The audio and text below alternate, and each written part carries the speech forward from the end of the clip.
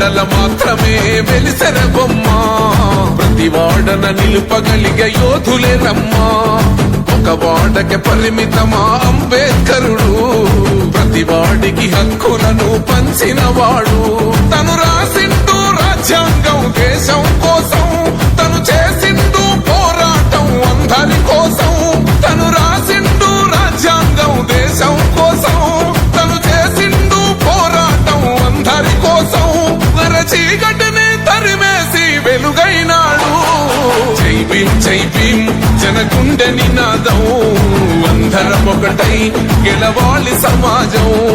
జై భీమ్ జై భీమ్ ఒక యుద్ధ నినాదం, అందరి కోసం గదిపోరు ప్రవాహం.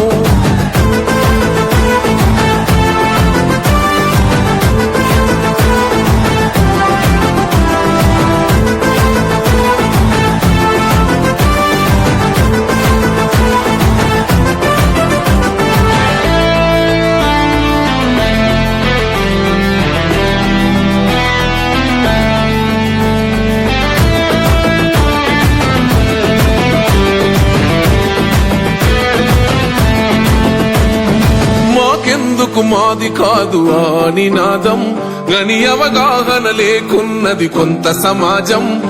రాజ్యాంగం ప్రతిఫలాలు పొందుతూ జనం, అది అంటేందని అడిగే అవివేకుల దేశం. జీవితాన్ని ధారపోసినాడు రమణకై, అవమానాలనుభవించి నిలిచెర బలమై.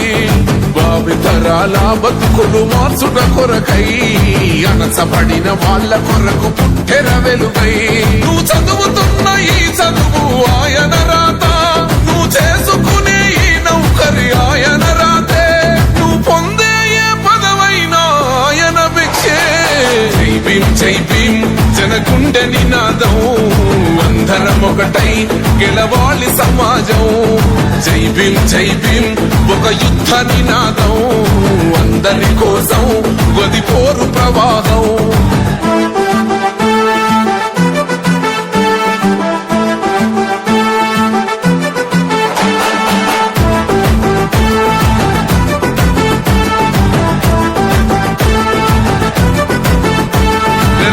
బ్రిటిష్ చెరలో నుంచి భారతదేశానికి 1947లో స్వాతంత్రం వచ్చిన తర్వాత మన దేశాన్ని మనం పరిపాలించుకోవడానికి భారత పౌరులందరూ ధైర్యంగా స్వేచ్ఛగా బ్రతకడానికి కావాల్సిన చట్టాలను రాజ్యాంగంలో పొందుపరచడానికి ఒక కమ్యూనిటీని నిర్వహించడం జరిగింది.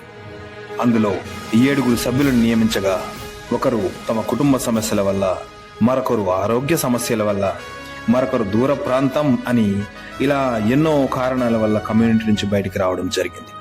కానీ ఒకే ఒక్కరు తమ కుటుంబాన్ని కూడా వదులుకొని 2 సంవత్సరాల 11 నెలల 18 రోజుల పాటు శ్రమించి భారత రాజ్యాంగాన్ని రాయడం జరిగింది. అతనే డాక్టర్ బాబాసాహెబ్ అంబేద్కర్ గారు. జై హో అంబేద్కర్.